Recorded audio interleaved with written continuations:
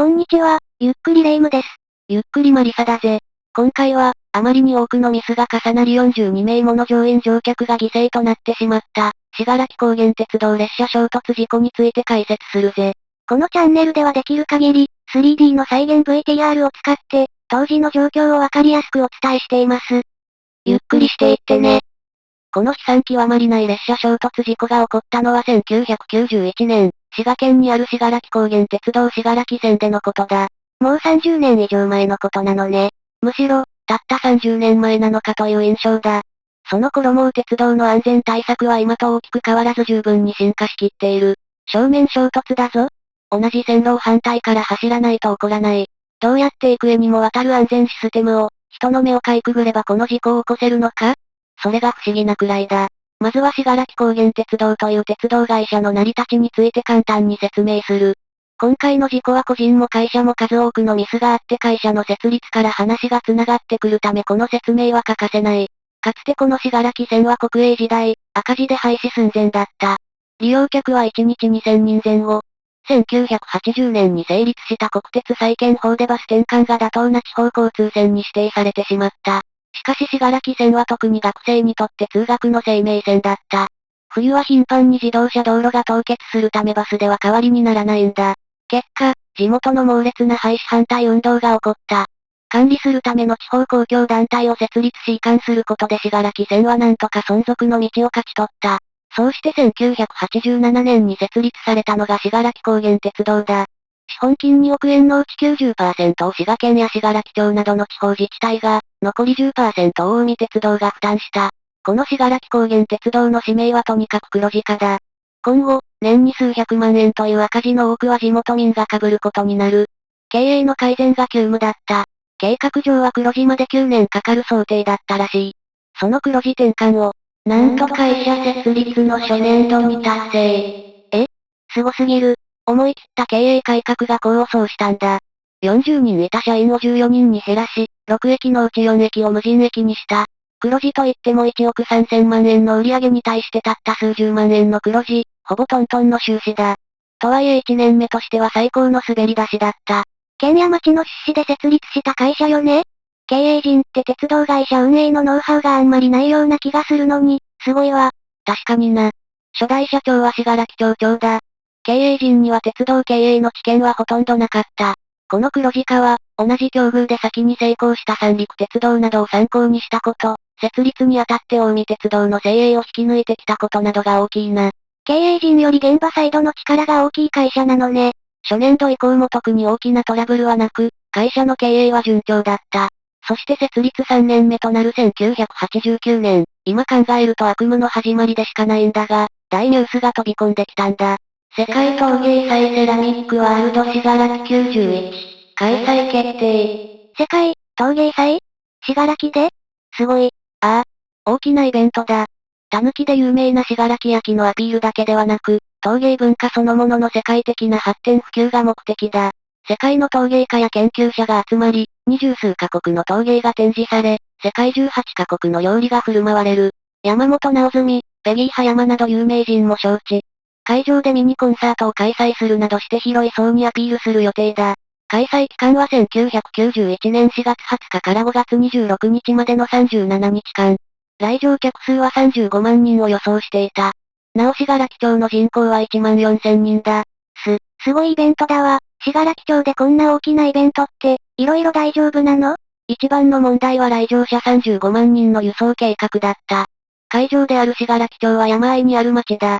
多くの来場者は自家用車を使ってくれるだろう。鉄道は全来場者の25%、約9万人の利用を見込んでいた。信楽町にたどり着ける路線は信楽線だけだ。信楽高原鉄道が9万人を裁くしかない。これまで細々とやってきたローカル線よね。いきなり9万人、大きなチャンスでもあるとは思うけど。1990年3月、イベントの約1年前だ。滋賀県知事から JR 西日本、信楽高原鉄道の両社へ正式に協力要請があった。JR 西日本も要請されたのね。確かに名古屋駅とか京都駅とか、そのあたりからもう乗客の増加はありそうよね。ああ。ここで事件について重要な要素の一つである JR 西日本と信楽高原鉄道の地理的な関係について説明しておくぜ。乗客の目線で説明するぞ。例えば関西方面からやってくる乗客だと一旦大阪駅や京都駅を目指してやってくるんだ。JR 大阪駅。世界陶芸祭の間はここから乗り換えなしで信楽駅まで行ける臨時快速列車が出る。ここから京都線で JR 京都駅へ。直通列車にはこの京都駅が始発となるものもある。ここから琵琶湖線だ。JR 草津駅へ。なんか路線が全体的に一直線じゃないというか、回り道してる感じがあるわね。ああ。しっかりした動機がないとなかなか行きづらい。だからこそ信楽町としてはこのイベントにかける思いは強かった。草津線で5駅行くと木深川駅に着く。ここが JR 西日本と信楽高原鉄道の分かれ目だ。木深川駅の駅舎は JR 西日本の所有だが、ここは信楽線の起点となる駅なんだ。ここから先は信楽高原鉄道の路線なのね。ああ。木深川駅を出て、途中で無人駅4カ所を通る。普通列車は止まるがこの快速列車は通過だ。そして終点の信楽駅に到着する。最後、信楽駅からイベント会場までは無料のシャトルバスが運行されるぜ。ようやく着くのね。JR 大阪駅から2時間。JR 京都駅からだと1時間半の行程だ。結構な時間がかかるわね。日帰りだとなかなかハードスケジュールになりそうね。まあ信楽線は見ての通り自然が多くて結構旅情がある路線だからな。移動時間も楽しみの一つって考えたら苦痛じゃないかもな。そう考えるとローカル線の末端でイベント開催してくれるのは結構ありね。列車の旅って風情があっていいわね。この信楽線は今でも存続してるから機会があったらぜひ乗ってくれよな。しかし、この鉄道輸送においての弱点も、やはり信楽線なんだ。信楽高原鉄道の所有する列車はたった4両しかないんだ。4両しかないの？世界陶芸祭の開催前はこれでも全く問題なかったんだ。信楽線の運行は非常にシンプルだった。木深川駅を出て停車駅に止まりながら23分で信楽駅へ。終点で7分停留。次は反対に23分で信楽駅から木深川駅へ。7分停留。それを行ったり来たり、1日15往復半するだけだ。この時の信楽線の乗客数は1日1500人程度。1車両の定員は98人だったから2両編成だと約200人乗れる。ピークの通学時間帯も含めこれで全く問題なかった。そこに世界陶芸祭の乗客が加わるわけだ。ゴールデンウィークの土日は1日1万人以上乗る予想だ。信楽線の職員、車両、運行頻度、すべて不足していた。そこで信楽高原鉄道は JR 西日本と契約を結んだ。世界陶芸祭の期間中、JR 西日本の車両と人員8名を借り受けることにしたんだ。これはありがたい。この JR 西日本との連携は単に輸送量を増加させること以上にメリットがあった。世界陶芸祭の開催中はさっき言った通り、JR 京都駅、JR 大阪駅からの臨時直通列車が運行される。臨時直通列車は乗ればそのまま信楽駅まで行くから乗客はいちいち木深川駅で乗り換えなくてもいいし、駅員の方も切符生産の手間が省けるんだ。乗客にも職員さんにもメリットがあるのね。だがな、この理想の協力体制を実現するためには高いハードルが一つだけあるんだ。つまり、信楽線は単線なんです。単線？いやそれどういうこと？信楽線は線路が1本しかないんだ。この1車線を上下線が共有して使っている。途中ですれ違ったりすることはできない。どれだけ列車を増便しても、木深川駅を出た列車は信楽駅に着いて路線を開けるまで次の列車は出られない。つまり今のままでは運行本数は増やせない。じゃあ車両数を増やしたらどう？10両編成にするとか。そんな長い列車が止まれるホームはない。せいぜい3両しか止まれない。6駅全部を大改造するか？あまり現実的ではないよな。それに、上り30分下り30分、1時間間隔でしか列車が来ないのはやはり不便だ。なんとか本数を増やしたい。答えを言ってしまおう。そこで考え出されたのがすれ違いポイントの設置だ。なお野田に信号場と呼ぶ。信楽線の全長は 14.7 キロ。木深川駅から 6.5 キロ進んだ中間地点を伏線にしてすれ違いができるようにしたんだ。こうすることで本来1本の列車しか入れなかった信楽線は同時に2本の列車が入れるようになった。これまでの半分、30分間隔で運行される予定だ。もちろん全線2本の列車が走れるわけではない。こんな感じだ。小野田に信号場ですれ違いできるだけで、あとは単線だ。ほとんどの線路に手を加えることなく、たった数十メートル伏線にするだけだ。それで輸送量は倍増する。さすがね、かなり最小コストで解決した感じがあるわ。これで準備万端ですな。とはいえこれに2億円ぐらいはかかるけどな。すべて信楽高原鉄道の負担だ。工事はイベントの半年前から取り掛かるめどが立った。それまでに綿密に考えないといけないことがある。それは、信号の制御だ。信号？列車の信号機ね。ああ。これまでは単純明快だった。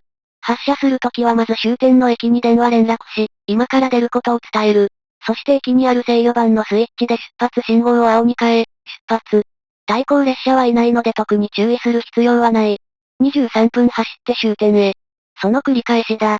それが今度は途中、小野田に信号場でのすれ違いがある。すれ違いを忘れてそのまま進んでみろ。前から対向列車がやってくるぞ。そうね、小野田に信号場でちゃんと忘れずすれ違わないと大変なことになるわね。そのために小野田に信号場は単に複線化するだけではなく列車の往来を制御するための信号機を設置することになった。1990年9月13日、大阪市の JR 西日本本社で信号機の設置と色の切り替え制御を決めるための会議が開催された。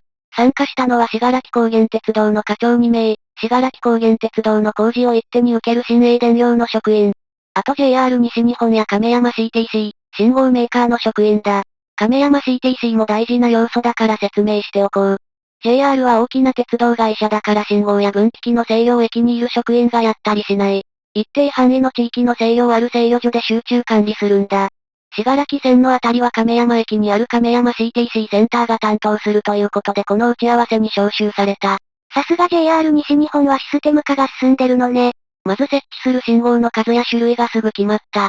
一つは場内信号機だ。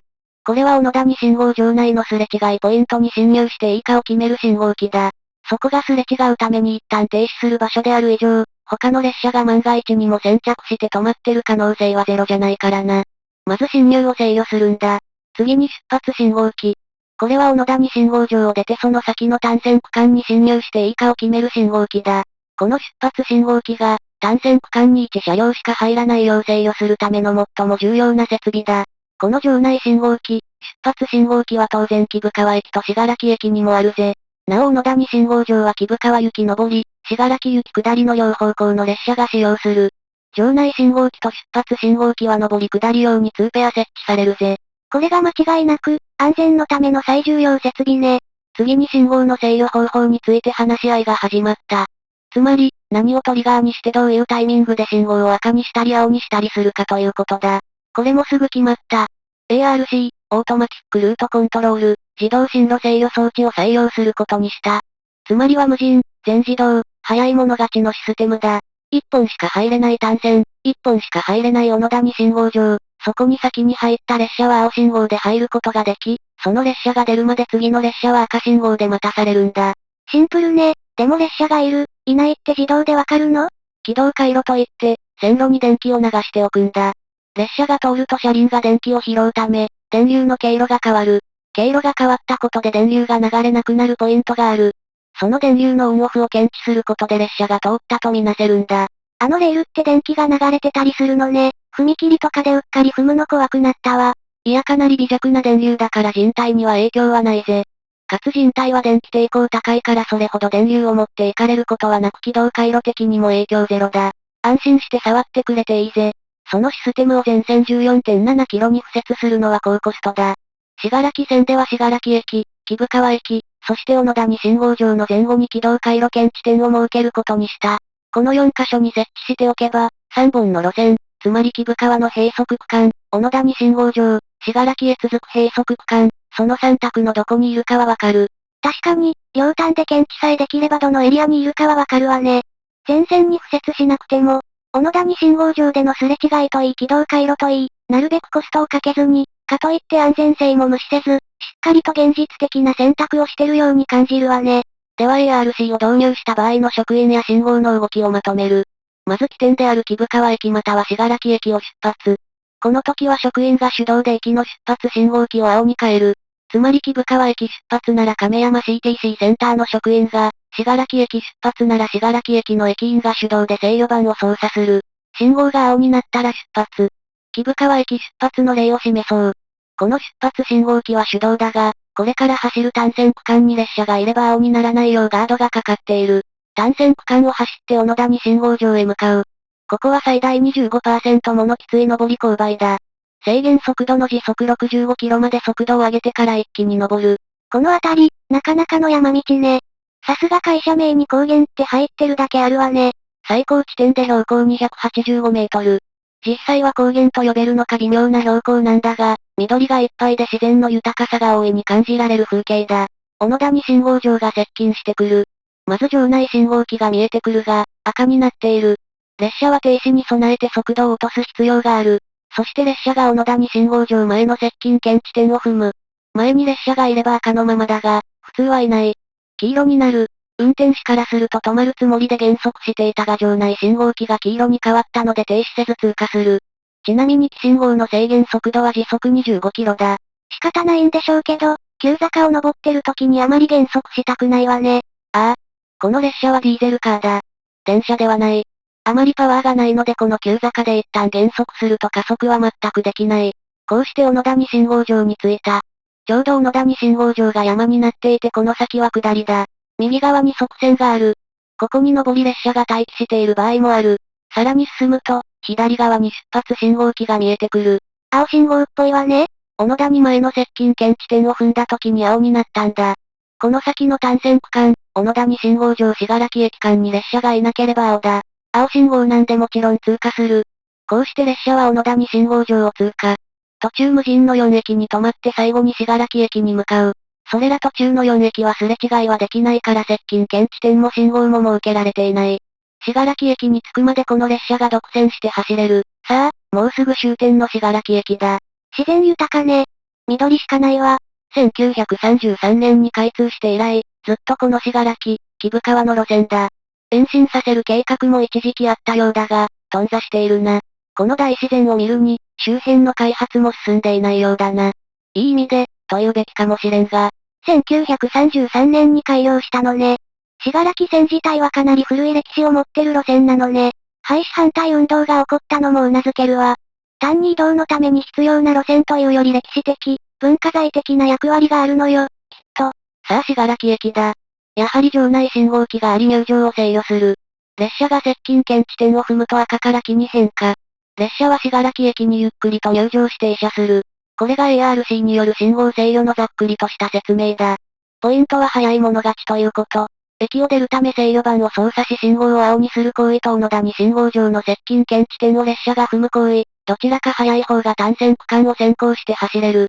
ほぼ同着で単線区間の権利を取られてしまったら相手がいきなり小野田に信号場に着くなりするまでずっと待たないとダメなのね。ああ。全線を複線にできたらそんな待ちはないんだがな。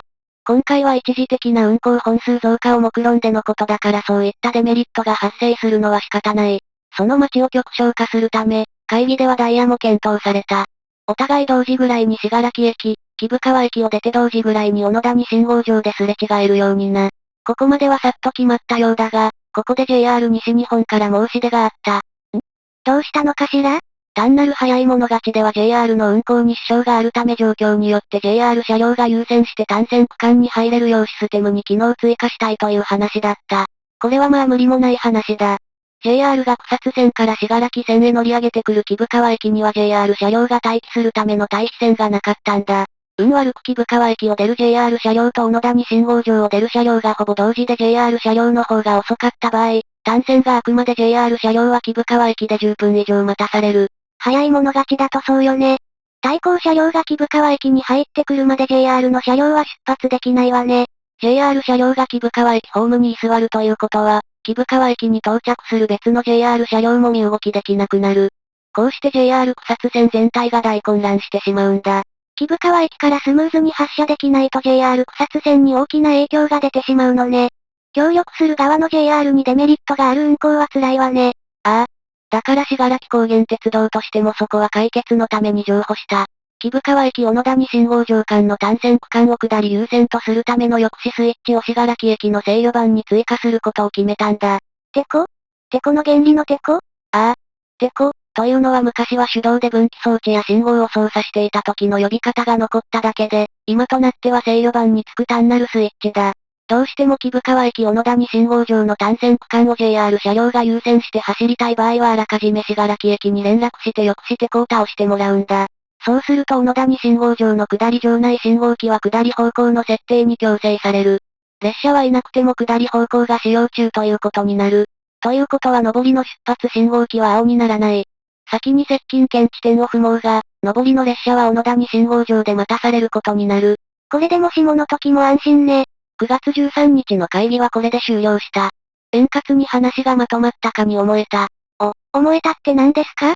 JR 西日本は亀山 CTC にテコを設置したかった。信楽駅に連絡してよくしてこを倒してもらう、という面倒で不確実な手順に実は納得していなかった。会議の時言えばよかったのに。言ったが信楽高原鉄道側から断られた。無理もない。小野谷信号場もその信号機も信楽高原鉄道の設備だ。それらへの干渉が他社の亀山 CTC でできるのはおかしい。たとえ JR 西日本の列車の運行に大きく関係していようともな。だから JR 西日本は、信楽高原鉄道の正式な了解なくある工事を決めてしまった。それは亀山 CTC センター、制御盤への方向優先テコの設置だ。このテコの効力は会議で話していた抑止テコと同じだ。木生川駅に着いた JR 車両がすぐ木生川駅を出れるよう、小野谷の下り場内信号機を下り設定に固定する。JR 西日本は9月14日、9月26日の2回の社内会議でこの方向優先テコの設置を決めてしまった。もちろん信楽高原鉄道の職員は会議に参加していない。信楽高原鉄道は抑止テコを信楽駅に設置しようとしてたわよね？それはどうなるの？ JR 西日本が信楽高原鉄道に電話して、抑止テコが不要になったことを伝えた。JR 西日本はその電話で方向優先テコの追加設置もしっかり伝えたと後に主張するんだが、信楽高原鉄道側は何も聞いていないと否定している。水かけ論になるわけね。しかもこの工事には近畿運輸局への届け出が必要だったがそれもすっ飛ばされた。これがまず JR 西日本側が独断でやってしまった信号制御への介入工事だ。これが、まず1990年10月、イベントの半年前だ。小野谷信号場の工事が始まった。工事自体は特に問題なく進んでいった。そして時は経ち1991年3月5日、もうイベントは翌月だ。信号の制御という最も慎重に扱うべき事柄に対し今度は信楽高原鉄道があまりに軽率な行動をとる。今度はそっち？信楽高原鉄道の業務課長が運転を以前のようにスムーズにしたい、信号の制御を変えたいと言い出したんだ。ARC の導入によって信号は前より不便になっていた。つまりは小野谷信号場に到着するときも駅に到着するときも場内信号機を見るとまず赤になっている。接近検知点を踏めば黄色になるはずだが、一旦は赤信号に従い大きく減速する必要がある。以前はずっと黄色だったからすっと駅に入れたんだ。特に小野谷信号場は峠の頂上にあって前後は急坂だ。途中で一旦減速させられてそこから信号が変わってまた登るのは、列車のパワー的にかなり辛かった。不便になって辛いのはわかるけどもう開催まで1ヶ月しかないのよね。ああ。信楽高原鉄道の施設課長は反対した。条件変更には JR 西日本との合意も必要だし近畿運輸局への申請が間に合わない。ところが、この54歳の業務課長は一人で信号メーカーと工事業者に話をつけ、3月8日にはもう工事を決行してしまった。話が出てからたった3日で工事？もちろん近畿運輸局への申請や JR 西日本との情報共有はされていない。とにかく工事を最優先に話を進めてしまった。会社の上層部の許可は下りてるの？経営陣は大きな会議に同席したりはするものの知識がなく良し悪しがわからない。上がってくる書類にただハンコを押すだけだった。この工事によって下り方向が優先権を取った瞬間にその先の場内信号機が黄色に変わるようになった。まず木生川駅を出る。出発信号機が青になったら小野谷信号場の場内信号機は黄色になるようになった。小野谷信号場の接近検知点を踏まなくてもな。これで木生川駅を出発した下り列車からすると、小野谷信号場の場内信号機は赤ではなく接近検知点を踏む前から黄色だ。この緊急の工事によって当番の勢いを失わず小野谷信号場内に入ることができるようになったんだ。一気に坂を登っていけるようになったのね。信楽駅も同じだ。小野谷信号場の接近検知点を踏んで単線区間に列車がいなければ、出発信号機が青になるだけではなく今後は信楽駅の場内信号機も黄色になっている。ここも、この検知点を踏むまでは一旦赤だったのよね。工事前は、そうだ。この工事で信楽駅の接近検知点は不要となり軌道回路が撤去された。いろんな手続きを飛ばしてるのは問題だけど、一応便利になったようね。方向優先テコの設置と信号機の制御条件変更。この二つは動機もそれなりに納得できる上、ここの変更だけ見れば安全上は問題ないように見える。しかし両者の改造はある状況で相互に結びつき、とんでもない状況を生み出してしまうんだ。まずは時系列に沿って説明していこう。1991年3月16日、とうとう小野田に信号場が完成。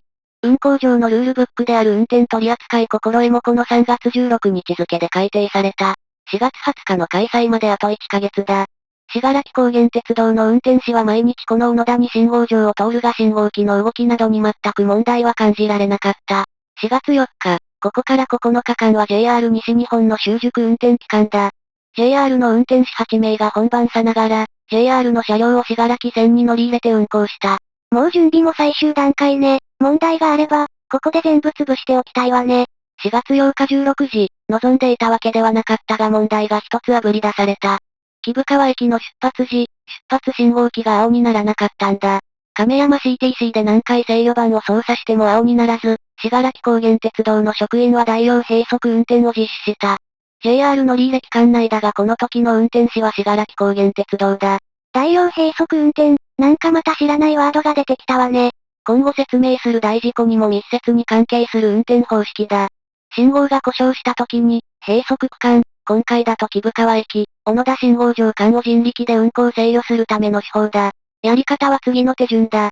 1、まず両端に人員を派遣する。木生川駅にはもういる。小野田に信号場は無人だから自動車で駅員を送った。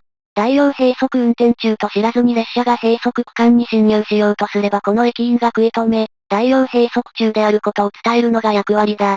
2、閉塞区間内に列車がいないことを確認する。状況を知らずに走ってる列車がいたら危険だからな。この 6.5 キロの区間を全部見て確認するの？ああ。安全のため絶対に確認しないといけない。今回は徒歩で線路伝いに見て回って確認している。自動車を使う場合もある。3、職員の中から指導者役を任命する。指導者はその閉塞区間内に一人だけ存在する。指導者は必ず指導暗証をつけるのがルールだ。4、その上でいよいよ列車を走らせる。走らせていいその一本の列車には、指導者が乗っていることが条件だ。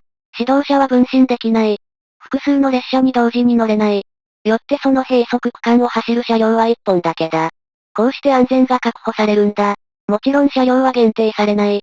指導者が乗り換えて他の列車で閉塞区間を走ることは可能だ。指導者さんを通行手形みたいにして列車を出すのね。今回、指導者が乗って代行閉塞運転したのは一本だけだ。制御盤の操作を繰り返すと青信号が表示されたため、次の木生川駅発の列車からは平常運転に戻った。自然故障だろう、と片付けられて特に原因の究明はされなかった。ちょっとそこは気になるわね。次に JR 西日本乗り入れテスト最終日の4月12日。この日の13時頃にまた木生川駅の出発信号機に青が出なくなった。こう頻発すると何かちゃんとした原因がありそうね。この時も運転士は JR 西日本ではなくたまたま信楽高原鉄道の方の職員だった。ここで登場するのが信号条件変更を強行した業務課長。はよ列車を出せ。と運転士に怒鳴った。この時、まだ区間内の安全確認が終わってなかった。列車を出発させるかどうかはこの業務課長ではなく、たとえ組織上の部下だろうが駅長に権限がある。この信楽高原鉄道の駅長や運転士は出発を拒否した。当然よ、こっちに向かってきてる列車がいたらとんでもないことになるわ。出せない、と業務課長らが口論している間に安全確認が正しく完了した。結局14時から22時頃まで大量閉塞運転が実施された。部下たちに命令を拒否された業務課長。怒り狂った様子で、もう俺はやめる。と言い机を整理して帰ってしまった。結局職場には帰ってきたんだが、3日間ほど欠勤したようだ。普段からこんな感じでアクションの大きい人なの？ああ。もともと国鉄時代から運転士だった人物で、業務知識は豊富だがとにかく威圧的で我が強い。一人で全部決めてしまって押し通すタイプだ。なお、後に木生川駅の信号トラブルについては JR 側の配電盤設備の不備と発覚。しっかりと修理された。結果的には原因が分かって修理もちゃんとされたし、乗客の少ない間に大量閉塞運転の練習もできたし、ある意味良かったわね。不具合があぶり出されたのは良かった。この件、近畿運輸局には報告されなかったけどな、運休や信号トラブルは報告義務があるんだ。内緒でやった工事といい、トラブルの未報告といい、両者とも手続きを全然守ってないのね。こうして多少の不安要素はあるが、4月20日を迎えた。世界陶芸祭セラミックワールド信楽91開催だ。いよいよ始まりましたな。このイベントは大盛況だった。37日間、35万人の来場予想だったが週末ともなれば1日2万人以上来場した。すごすぎる。そして5月3日、どんどん人気が高まる中、ゴールデンウィークに突入。来場者は1日4万人を突破していたが、ここで事故と深い関係のある、とある事件が起こった。1日4万人って、鉄道は多分パンパンね。一体何があったの？やはり信号トラブルだった。まず10時13分、信楽駅に満員の列車が到着する。ダイヤ上は10時8分着だが乗客が多く5分遅延だ。次の列車はダイヤ上は14分発だがもう1分しかない。しかも出発までに3両の車両に1両増結して4両の列車にする作業がある。1分で乗客の乗り降りと、列車の増結、これは無理ね。人が多いんじゃしょうがないわ。落ち着いていきましょうよ。パンパンに乗っていた乗客が一斉に降りる。静かだった信楽駅が一気に賑やかになった。そこで4両目の増結作業を開始。3分ほどで完了した。続いて木深川方面へ向かう乗客の乗り込みだ。午前中、信楽駅はイベント目的の乗客で超満員だが木深川駅はガラガラだ。乗り込みはすぐ完了した。どれぐらいの人が乗り降りしてるの？降りたのは500人以上。乗ったのはせいぜい十数人だな。このイベントの効果ってほんとすごいわね。どうやら到着時の5分遅れをほぼ維持した遅れで出発できそうだった。ところが、出発信号機が青にならない。このトラブル多いわね。しかも起こってるのが木深川駅と信楽駅だから工事前からもともとあった信号よね。何度職員が制御盤のスイッチを操作しても信楽駅の出発信号機は赤のままで、青に光らなかった。1分1秒の勝負だ。駅長は急いで例の業務課長を探して報告。業務課長は、信号機師を呼べ。と叫んだ。信号とか電気に強い技術者がいるのね。ああ。工事業者である新鋭電業の44歳の技師だ。このイベント中は近くの旅館に連日泊まり込んで、電気系のトラブルに備え信楽駅での業務に就いていた。信楽駅には信楽高原鉄道の本社等もあり、広い。結論から言うとこの5月3日の事象については技師は捕まらずトラブル対応に参加していない。技師さんどこよ、せっかく常駐してくれてるのに探し出せなかったなんて。業務課長は技師を待ちながら次の指示を出す。ポイントはどっち向きなんだ。ポイントって車輪をリードするための転轍機のことだ。転轍機が逆方向に設定されてる状態で無理やり走ったら下手すると脱線してしまう。信号だけの問題なのか、それとも転轍機までもが発進の障害になっているのか業務課長は確認したかったんだ。駅長が信楽駅の転轍機、ポイント33とポイント34を制御盤で見るとどちらも上り、信楽駅出発方向の表示だった。転轍機とやらは OK だったのね。線路は上りようになってるのになぜか信号機だけ赤って状況なのね。業務課長。それやったら、波量列車を出せ。駅長。人を野谷に送らんといかんのやないか。業務課長。そんな人おらんやないか、誰を行かせるんや。すごい剣幕ね。でも出発信号機の赤には理由があるはずよ。万が一対向列車がいたら。ああ。危険だ。路線の安全を確認しないとダメだ。だが業務課長はすごい剣幕で怒鳴っていた。手が空いている職員を見つけると。お前が指導者になれ列車に乗れ。と指導腕章を渡して列車に乗らせた。大量閉塞運転に必要な指導者を確保したのね。トラブル対応のため業務課長自身も同乗。何をもたもたしとんのや、はよ出さんかい。と出発をせかす。駅長はその剣幕に飲まれ、出発を示して旗を運転士に向けて振ってしまう。こうして赤信号で列車は出発してしまった。10時24分。定刻から10分遅れだ。危ない。出発の合図をした駅長、気が気ではなかった。赤で列車を出してしもた。小野谷に人をやらずに出した。えらいことをした。対向列車が来たらどうするの？なぜ業務課長は慎重に対応せず列車を出そうとするの？あまりに安全軽視だわ。業務課長には対向列車など来ない確信があったんだ。信号無視して出発したとしても事故にならないようなんと30にもわたる事故防止策が張り巡らせてあった。1、小野谷呼び出しスイッチ。工事の時、信楽駅の制御盤に追加したスイッチだ。これを押しておくと小野谷の回転灯が光る仕組みだ。これは小野谷信号場下り出発信号機のすぐ下についており信楽駅へ向かおうとする運転士は絶対に見て気づく。この回転灯が点灯しているのを見たとき、運転士は青信号だろうがとりあえず停止する。そして信楽駅へ電話連絡する約束になっていたんだ。そこで事情を伝えたら鉢合わせになる状況は避けられそうね。でもすでに対向列車が小野田に信号場を過ぎてた場合はどうなの？回転灯を見るチャンスはないわ。確かに点灯が遅くなると見逃しのリスクはあるよな。しかしこの時まだ対向列車が小野谷に到着していないことを業務課長はダイヤ上分かっていたんだ。かなりドタバタした状況で発車したけどこの時ちゃんと小野谷呼び出しスイッチは入れたの？それはもちろん、入れ忘れていた。おい、駅長は赤信号で出発させたミスでパニックだった。すっかり入れ忘れていたが先輩職員に言われてちゃんと小野谷呼び出しスイッチを押している。びっくりしたわ。これで回転灯が光るわね。あとは対向列車の運転手さん次第ね。2、小野田にすれ違いの申し合わせの存在。対向する互いの列車は必ず小野田に信号場ですれ違い、すれ違うまでは何が何でも待つルールがあったんだ。対向列車が来なければ青信号だろうが一旦待つ。それでも来なければ出発駅に連絡して事情を聞き、その上でさらに待つのか出発するのか判断するんだ。小野田に呼び出しスイッチを入れ忘れても相手がちゃんとこのルールを遵守してくれたら対向車は絶対来ないわね。でもこのルールが徹底されてたら ARC の早い者勝ちの制御が稼働することはないわね。方向優先って子も不要だったんじゃないの？ JR の列車が遅れても対向列車は単線区間に入ってこないんだから。まあそこは念のためというか、色々あるんだ。後で話すが、3、ご出発検知装置の存在。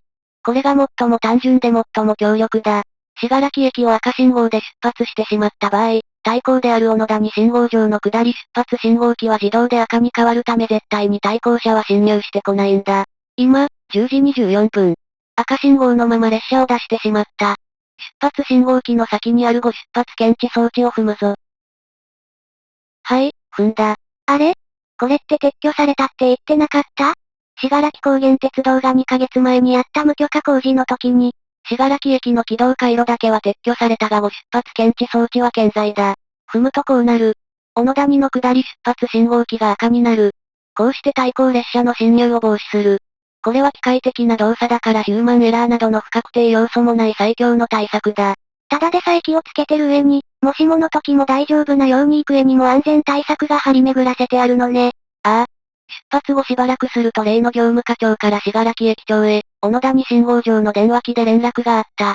対向列車は小野谷信号場で待機しており、無事すれ違いができたとのことだ。危なかった。出発させてしまった駅長さん、それを聞くまで生きた心地しなかったでしょうね。どの仕組みによって事故が防止されたのかはいろいろ調べたがはっきりしなかったぜ。どれもちゃんと聞いたのかもしれないな。つまり対向列車の運転士の視点はこうだ。小野谷信号場に着いたが出発信号機は赤。おそらくご出発検知装置が働いている。もともと青でもすれ違いルールがあるから待つつもりだったが、赤信号なので当然待つ。よく見ると回転灯もついている。これは何かあったなと思い対向列車が来たら聞いてみようと思います。そして対向列車が到着。業務課長に聞くと信楽駅が青信号にならないとの話。まあこんな状況だったのかもな。何も起こらず本当に良かったわ。その後は正規の大量閉塞運転を1時間半にわたり実施。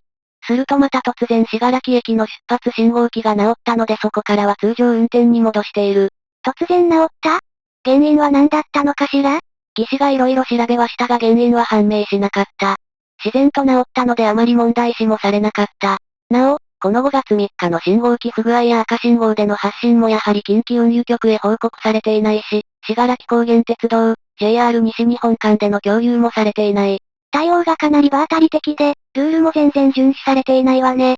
信楽高原鉄道はついさっきまで単なる田舎のローカル線だったからな。十数人の職員でルールを決めて回してきたんだ。それが急2万単位の乗客やら JR の最新運行システムとの連携だ。頭でわかっていても体の方は順応しきっていなかった。かつてない乗客数と頻発する原因不明のトラブル。職員はキャパオーバーな状態で、それでもなんとか列車の運行だけは止めまいとギリギリで踏ん張っていた。一方嬉しいニュースもある。5月11日の朝、とうとう来場者が50万人を突破。まだ37日間の21日目だ。目標の35万人は余裕で超えた。すごい、大盛況。このまま何事もなく終われば大成功のイベントだった。とうとう運命の5月14日を迎えてしまったんだ。ここからは辛い話になるのね。事故の中心となる2本の列車の動きを解説していこう。1本は JR 西日本の車両だ。9時30分に京都駅を出発した。5分遅れだった。始発から遅れてるのね。乗客が多くてな。定員252名に対し倍以上の乗客がここで乗り込んだと思われる。JR 職員の運転士は48歳のベテランで、前日も同じように JR の駅からスタートして信楽線に入り、信楽線を2往復している。もう世界陶芸祭も後半ですもんね。JR の運転士さんも走り慣れてるわよね。信楽線に入るまで45分ほどかかるだろう。その間にもう一本の車両の動きを見ていこう。9時46分、JR 車両の一本前の列車が木生川駅を出る。こっちは信楽高原鉄道の車両だ。やはり普段の数十倍、600人もの乗客が乗っている。こんなに乗せてて小野谷信号場の急坂、登れるのかしら。9時51分、JR 西日本の車両が草津駅に到着した頃だ。亀山 CTC センターの職員が例の方向優先テコを操作。木生川駅、小野田信号場間を下り優先にロックした。JR 車両は5分遅れ。このまま進むと対向車両が小野田に信号場に先着するだろう。そのまま単線区間に入られて JR 車両が待たされる状況を回避したんだ。でもすれ違いの申し合わせがあるのよね。たとえ対向列車が先に権利を取って青信号になってもすれ違うまで対向車両は待ってるはずじゃないの？そんな申し合わせあったか？マリサが言ってたでしょ。業務課長が赤信号でも列車を出すぐらいかなりしっかり合意された申し合わせじゃないの？あれは嘘だ。思い込みだ。っていうか真相はよくわからないんだ。はぁ？信楽高原鉄道は申し合わせがあったというが、JR 西日本側はそんなの聞いていないと後に否定している。とにかく JR 西日本は申し合わせを当てにせず、列車が遅れそうならすかさず方向優先テコを入れて物理的に優先権を確保するのが通例だった。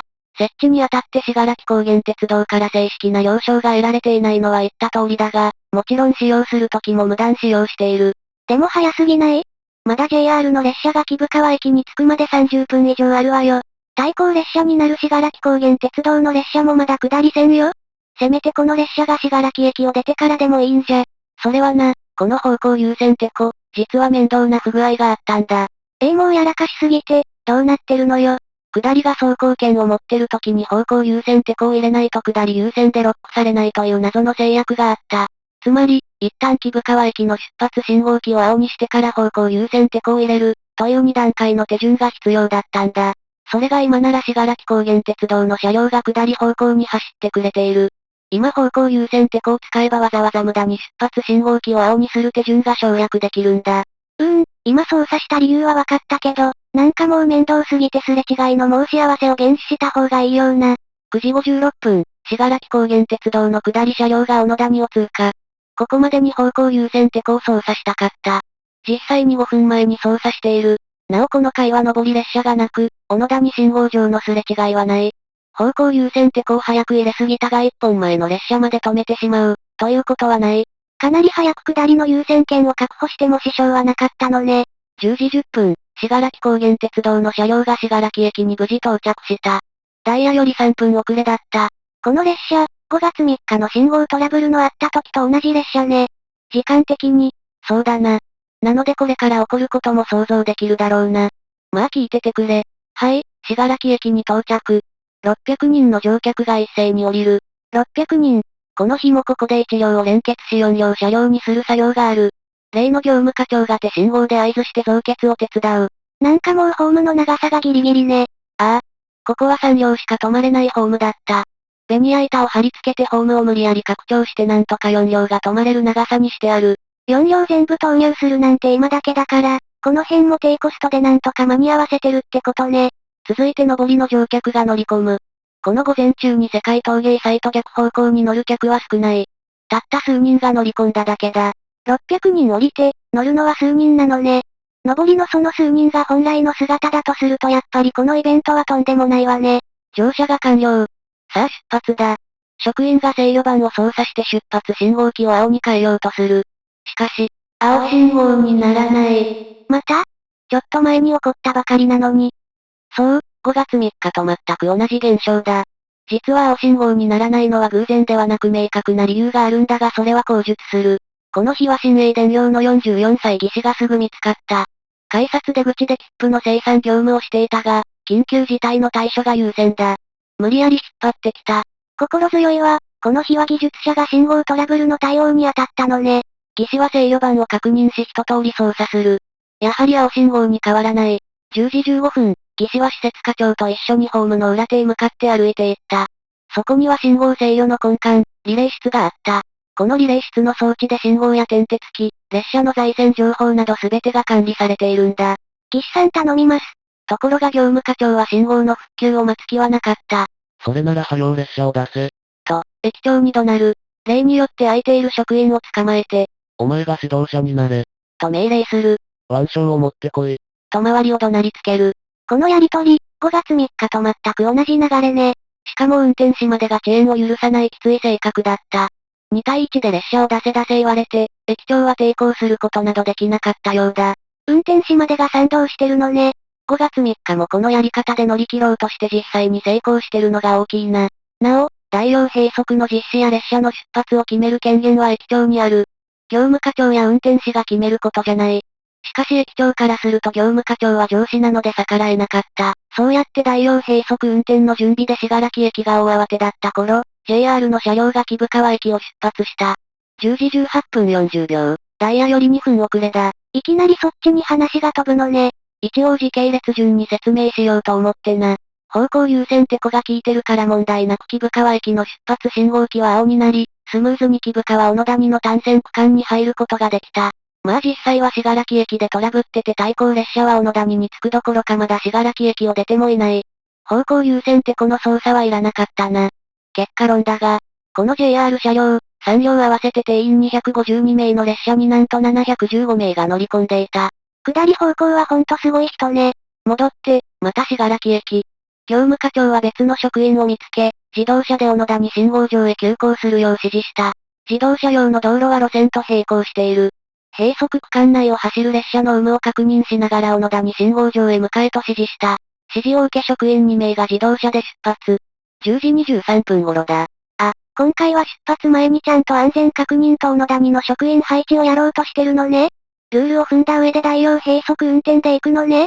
いや、それらの指示は出したが、結局業務課長の強い支配のもと、列車を出発させてしまった。やめろそれ。この信楽高原鉄道側の列車に乗った乗員乗客は15名。うち6名は運転士や車掌、業務課長、指導者、それに閉塞運転とは別用で乗り合わせた乗務などの職員たちだ。普段は運転士さんと車掌さんだけよね。信楽高原鉄道の職員さんがこんなにも乗ってしまったのね。ああ。乗務というともう社長に近いポジションだ。さすがの業務課長も、乗務であれば止められたと思うんだが、なぜここで駅長側につかずに列車に乗ってしまったのか。こうして列車が出て行ってしまった。2車の無許可工事なども問題だが、この事故の最も大きな過ちはこの赤信号での出発だ。後の裁判でそう認定されることになる。遅延ってそんなに許されないの？なぜ業務課長は危険を承知で列車を出したがるのよ。安全に関わる事前確認なしで出発させた業務課長。この時次の2点の動機があったと考えられる。1、ご出発検知装置への信頼。5月3日の成功体験をもとに、今回もご出発検知装置が働くから対向列車は来ないと信じていたはずだ。ただしその成否にはタイミングが重要だ。もう JR の列車は木生川駅を出発したよな。この対向列車が小野谷信号場に着く前にこちらが赤信号で発車してしまえばご出発検知装置が働いて対向列車は赤信号で止まる。対向列車は2分遅れで出発したが、それを知らない業務課長はダイヤの時間で計算している。対向列車が小野谷に着くまであまり時間はない。業務課長がすごい剣幕で怒鳴りつけたのはそれが理由だ。列車の遅延も気にしていたはずだがとにかくご出発検知装置の小野谷赤信号現時を間に合わせたかったんだ。2、近畿運輸局の係長の出迎え。春の交通安全運動の一環で係長が査察にやってくる。この列車で木生川駅に行かないと出迎えに間に合わない。乗務と業務課長はこの出迎えの用事のため、もともとこの列車に乗る予定だったんだ。だからそんなに焦ってたのね。査察の出迎えに行こうとしたらその列車がトラブったのね。では状況を前に進めよう。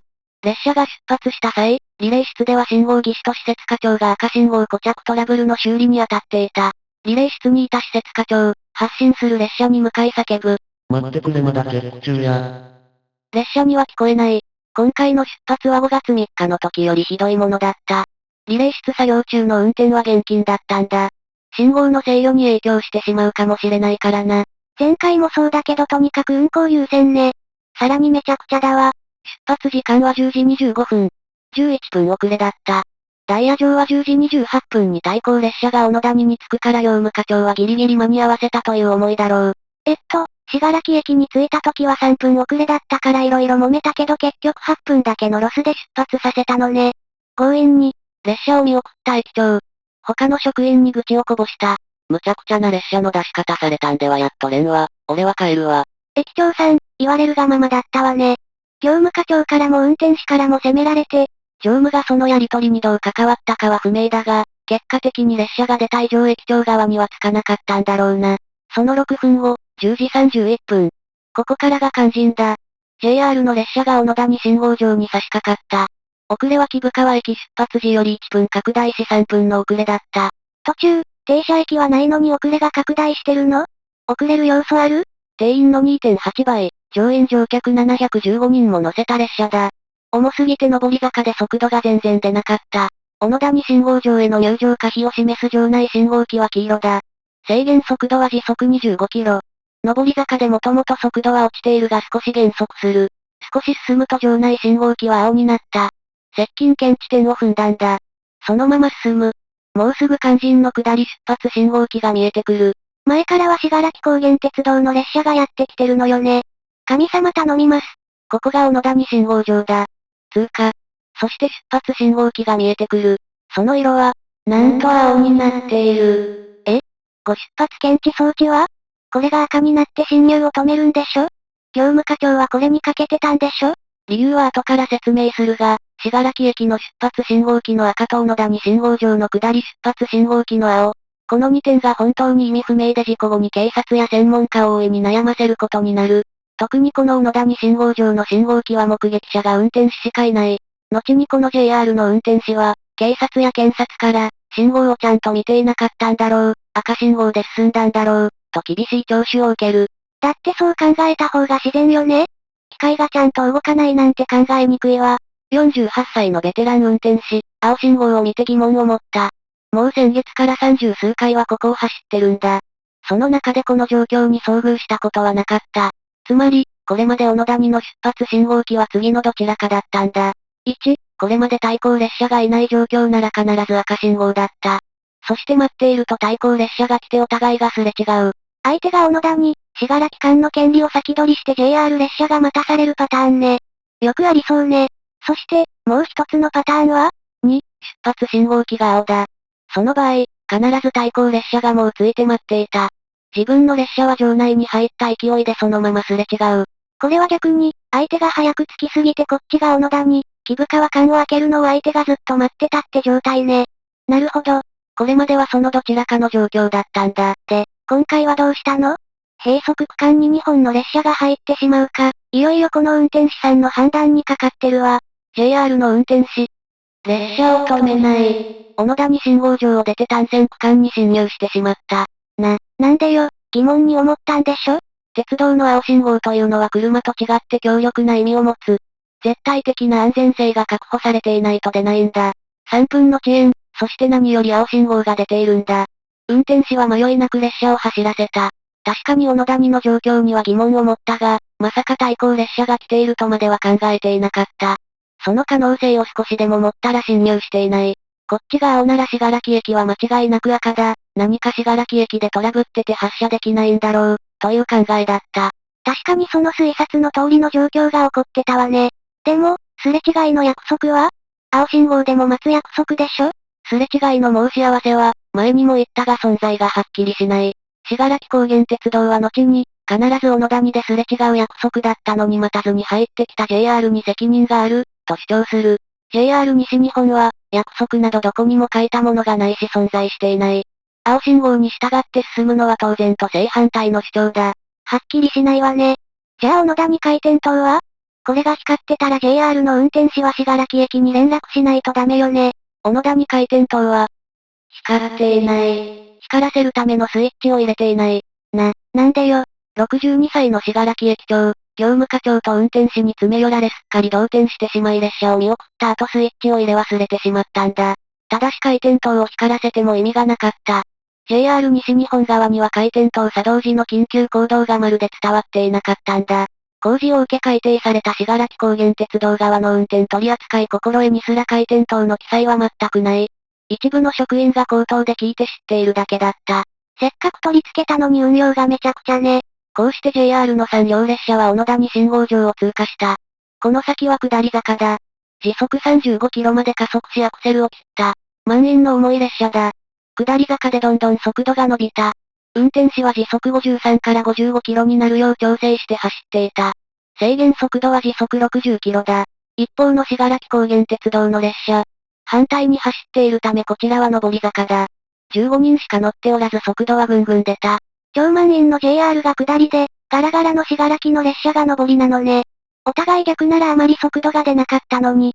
そして、最もカーブのきつい、見通しの悪いところで2つの列車は鉢合わせになってしまうんだ。そんな、タイミングまで最悪すぎるわ。正確に何メートルの距離でお互いを視認したか、もうはっきりとはわからない。気づいたら目の前だったと JR の運転士は証言する。お互い瞬間的に非常ブレーキをかける。車両に搭載されている最も強力なブレーキだ。しかし列車は簡単に止まらない。そして、正面衝突。ドーンという衝突音が鳴り響いた。その音は2キロ離れた場所でも聞こえたらしい。先頭車両がとんでもない形に。列車だからな、全く回避行動が取れない。力の逃げ場所がなかった。車体の損傷は信楽高原鉄道の方がひどかった。何せこの SKR200 系はレールバス。レールを走れる自動車というコンセプトなんだ。JR 車両であるキハ58系が1車両40トンあるのに対し SKR200 系は軽量設計で25トンしかなかった。そして強度というのは重さにおおよそ正比例する。まず先頭車両同士ががっちりと噛み合った。そして後部の車両がどんどん押し合ってくる。先頭車両が上方に持ち上がって停止。JR 車両はやや折れ曲がり原型をとどめているが信楽高原の車両は90度以上曲がり、ひしゃげている。車体の弱い信楽高原鉄道側に乗客が少なかったのがこの事故唯一の救いね。信楽高原鉄道の車両は乗客乗員15名中12名が亡くなってしまった。ほとんど助からなかったんだ。たまたま乗った職員さんたち、多かったわよね。まさかこんなことになるなんて。先頭車両に乗った5人の職員は全員助からなかった。助かった職員は2両目に乗った28歳の車掌だけだ。事故に大きく関わった業務課長も亡くなったのね。業務課長が独断で決めてしまったことも多く、今後事件の全容解明には時間を要することになる。一方 JR 西日本の車両。715名の乗員乗客のうち30名が亡くなってしまった。全員が乗客だ。職員は重傷だったが命は助かった。先頭車両のそれこそ先端にいた運転手さん、助かってるのね。奇跡ね。3ヶ月以上入院する重傷だったがな。両者合わせると犠牲者42名、負傷者は614名だ。とんでもない大事故になってしまった。真っ先に駆けつけたのは高架郡消防本部の救急隊員12名だ。負傷者の救助を最優先に活動に当たった。しばらくするとパトカーや医師団、クレーン車、それに信楽高原鉄道の役職員などが続々と到着した。遺体は信楽町民体育館に、負傷者は国立療養所信楽病院他近隣の病院に続々と搬送されていった。救助で難航したのはやはり双方の先頭車両だ。事故の衝撃で車両が潰れ、なおかつ先端同士が完全に噛み合っていて引き剥がせなかった。切断仕様にも燃料の重油が漏れており引火の可能性があった。火花の出る電動カッターは使えなかった。事故から4時間後、14時過ぎになった。まだ数人が閉じ込められているようだ。怪我を負った状態で4時間も。3台のクレーン車で車両を引き剥がそうとするが強い衝撃を与えるわけにはいかない。慎重な救出活動が続いた。21時、先頭車両の引き剥がしが完了。22時、要救助者が残り2名となる。投光器で照らしながら夜通し作業が続く。その頃、東京から駆けつけた村岡運輸大臣が信楽町民体育館を弔問。遺族に再発防止を約束した。滋賀県知事も駆けつけ、翌日の世界陶芸祭の中止を発表。翌々日以降の開催は要検討とした。0時過ぎ、最後の一人が搬送され救助活動が終了。最後まで残ったのは信楽高原鉄道の5人の職員だった。車両の変形がひどかったものね。あそこに5人がいたのね。翌日、JR 西日本の社長が信楽町民体育館を弔問。事故当日に来なかったことで社長は遺族から大変な批判を受けた。この日は雨。現場では滋賀県警の現場検証が行われた。信楽高原鉄道側の運転士は亡くなっているが JR 西日本側は入院中だ。き込みも行われた。世界陶芸祭は以降の日程について、完全な中止を決定。予想以上の盛況ぶりに嬉しい悲鳴が上がっていたがあまりに突然の閉幕だった。来場者数は35万人の予想に対しちょうど60万人だった。町おこしの大きな基軸になりそうだったのに、残念ね。信楽高原鉄道は重大事故鑑み無期限の運行休止を発表した。通勤通学についてはバスの増便で対応する。そうね、事故で線路が壊れてるでしょうし。それに事故の原因がわからないと危なすぎて乗れないわ。そして肝心の事故原因だが、警察や専門家は究明に難航していた。事故から2ヶ月以上経ってもわからなかった。直接的な原因は明らかだ。信楽高原鉄道は大量閉塞の安全確認を怠り赤信号で列車を出した。それに尽きる。問題は、なぜ信楽駅の赤信号固着は発生したのか、そしてご出発検知装置はなぜ機能しなかったのか、この解明が全く進まなかったんだ。机上で連動図や決線図を調べ上げたし、実際に現場の信号機を使ってあらゆる試験もやった。しかし当時の状況を再現できなかったんだ。単に故障じゃないの？ 5 月3日も起こってるから一回きりじゃないけど、信号機や配線に故障があれば全線赤になるはずだ。JR 車両が小野田に信号上を青信号で通過できたのが故障説だと立証できないんだ。何かそのパターンに陥る、必ず陥ってしまう、そんな運行の手順があるはずだった。近畿運輸局に届け出がされていない工事は？警察は把握してるの？そう、問題はそこにあった。信楽高原鉄道側の工事は事故後にすぐ自己申告されたが JR 西日本側の方向優先テコはひた隠しにされたんだ。JR 西日本が隠蔽してたの？そう思われても仕方がないことを JR 西日本はやった。方向優先テコの存在をマニュアルから消したんだ。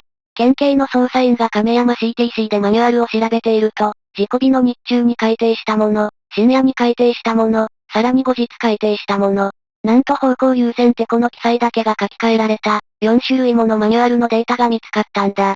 その時もう8月になっていた。ひどすぎる。だがこれですぐピンときたわけではなかった。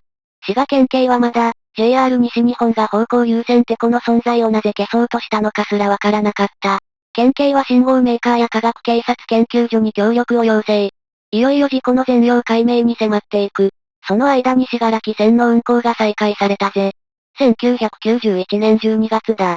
JR 車両の乗り入れや小野田に信号上のすれ違いは廃止。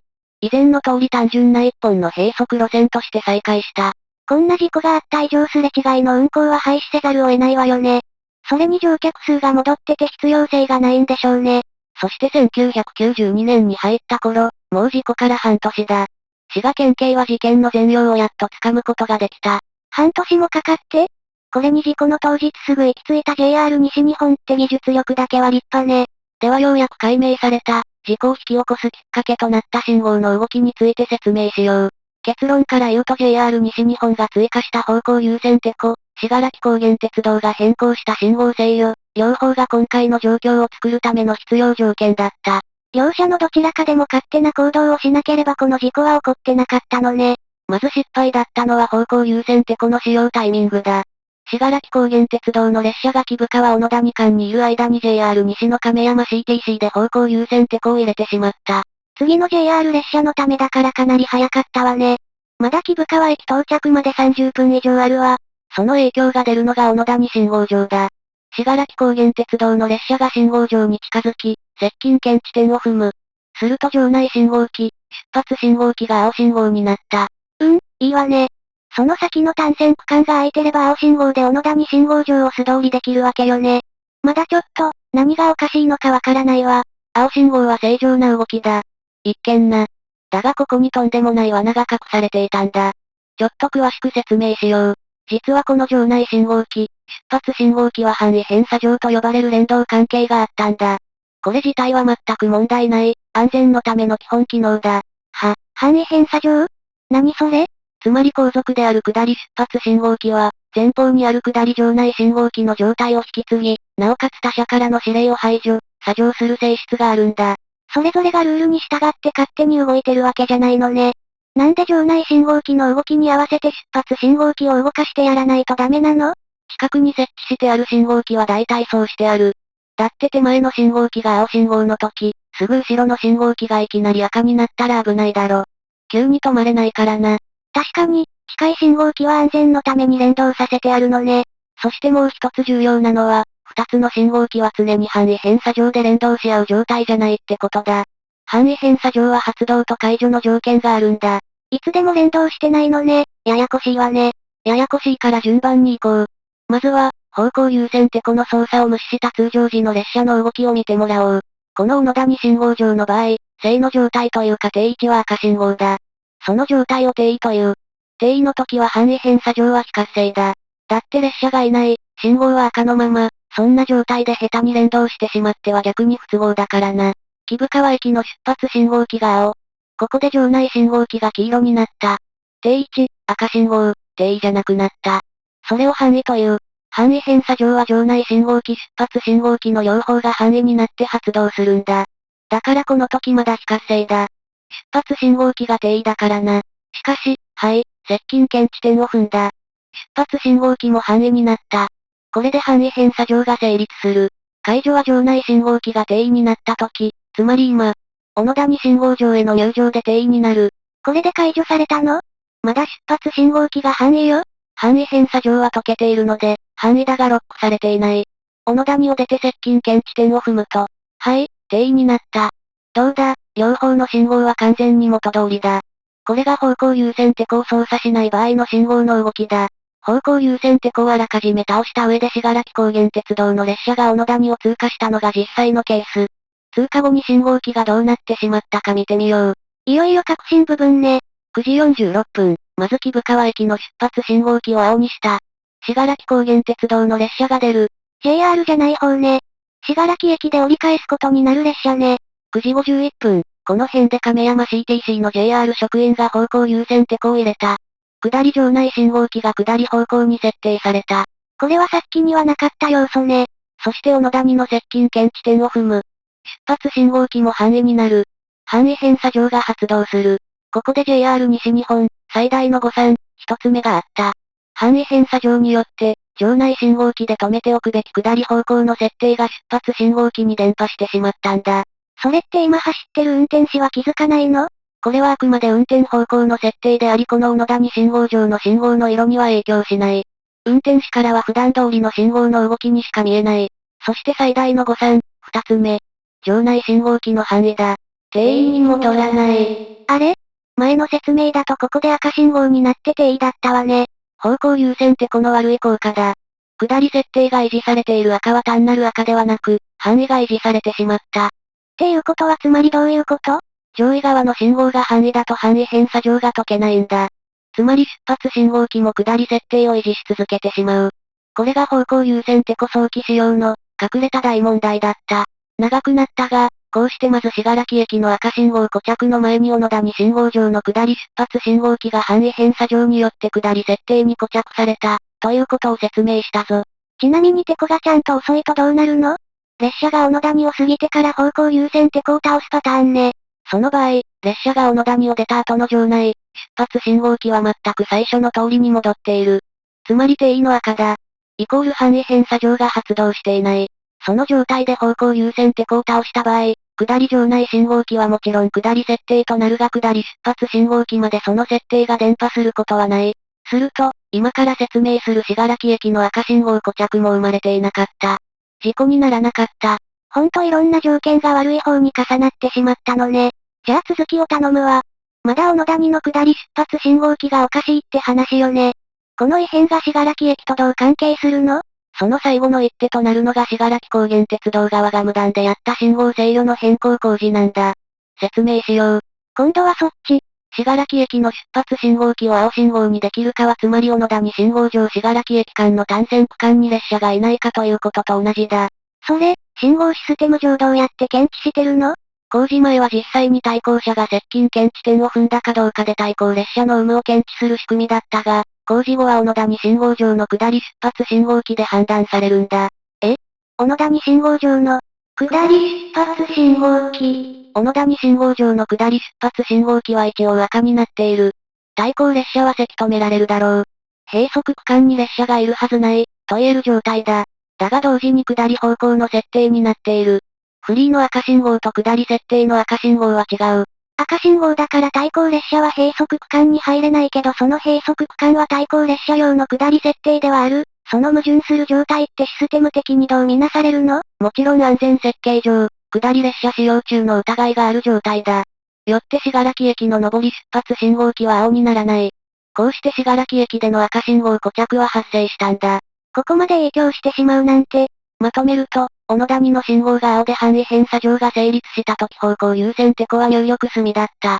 そのため場内信号機から出発信号機に下り設定が伝播した。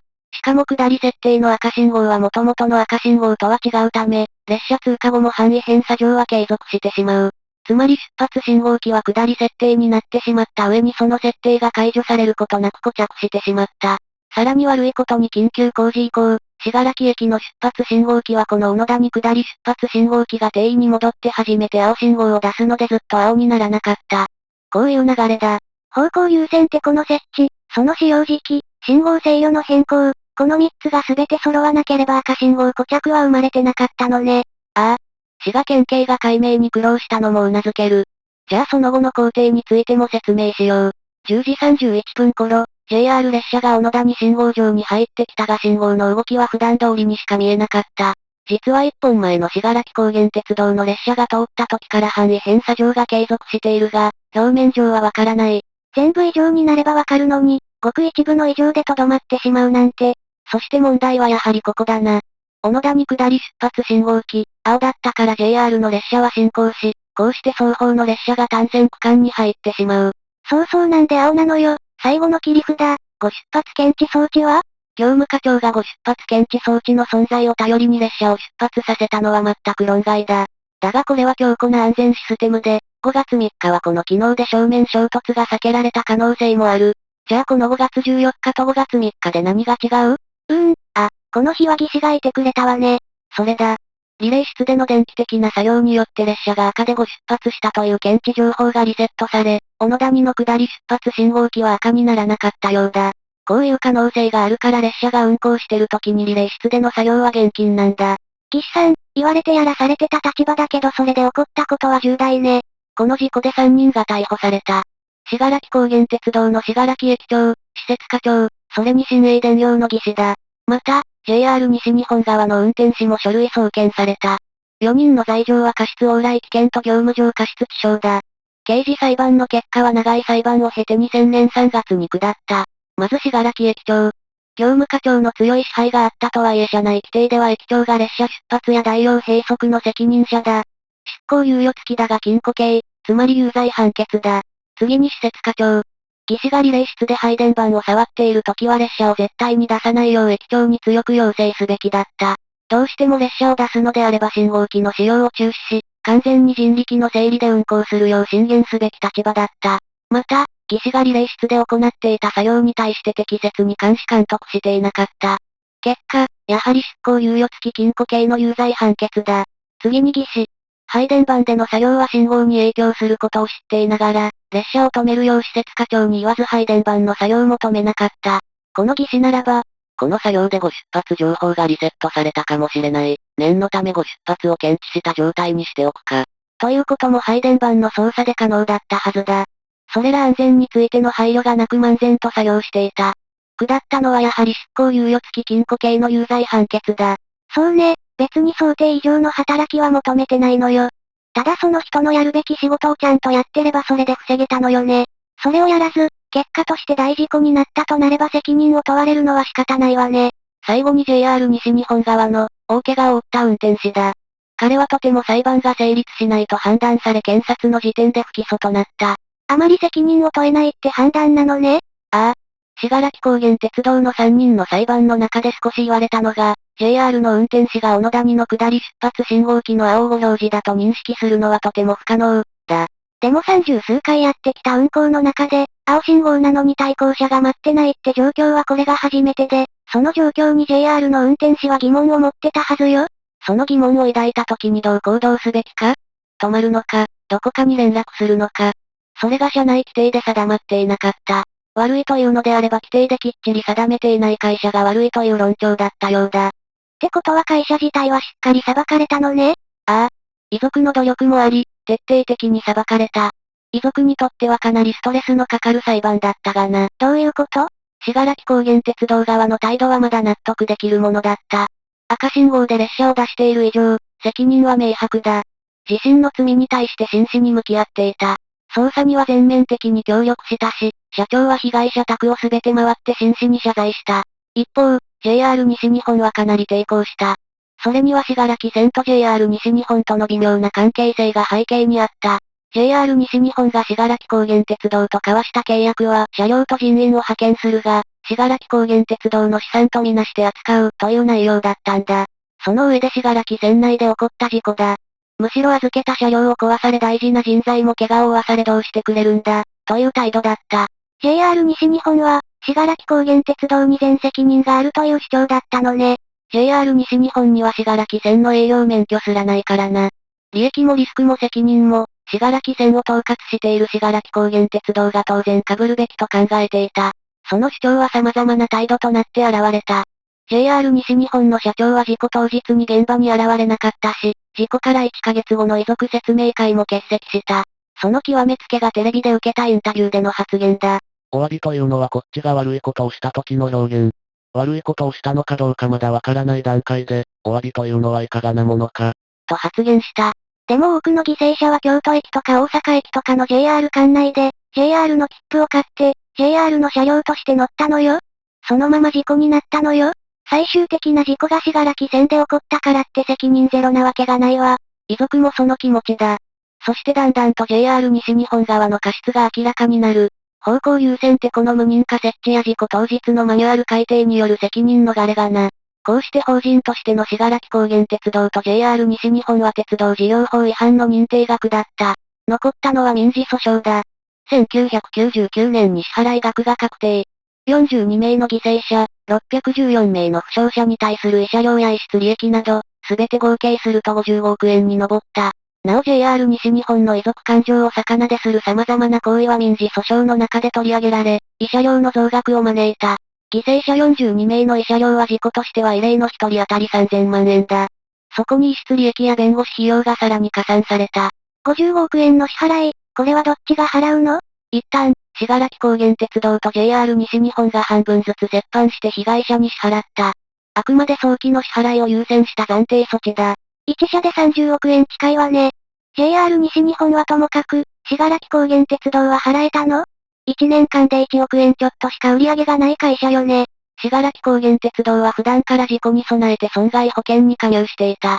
その支払い額、上限3億円だ。全然足りないわ。イベントで乗客数は10倍以上だったはずよ。大きな保険に入り直していなかったの？保険額は変えていなかった。まさかこんな大事故を起こしてしまうとはな。